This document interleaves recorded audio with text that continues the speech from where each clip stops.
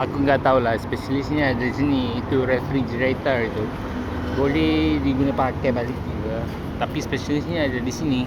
Aku jalan-jalan follow itu dua perempuan ini kan. Kami enjoy aja menikmati pemandangan di sekitar flat murah gitu kan.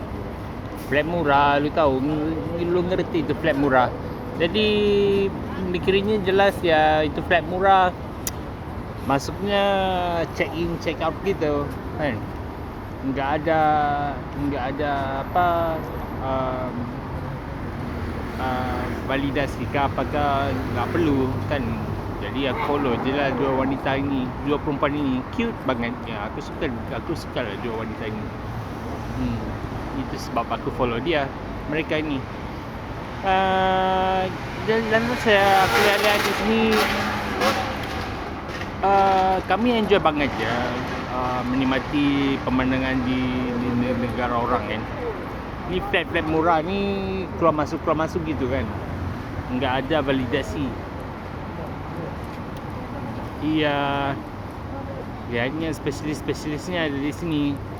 Yang jual apa itu kicap lah, apa itu sayur-sayurannya boleh dapati di sini.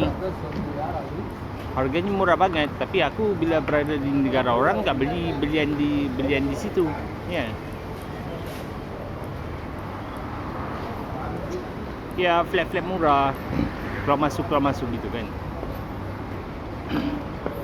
Terus aku follow dua perempuan ini. Kami berjalan di sekitar parkir ni.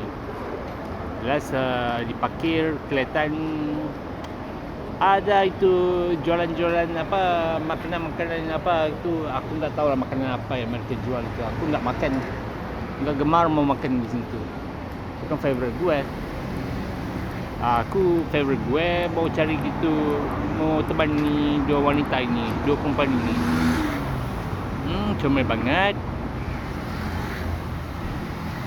Kami jalan-jalan di area sini untuk menikmati apa itu perbezaannya keluar masuk, check in check out di negara orang ya. Flat murah. Lagi mau sewa ke? Enggak perlu flat murah, biasanya lu keluar masuk je kan.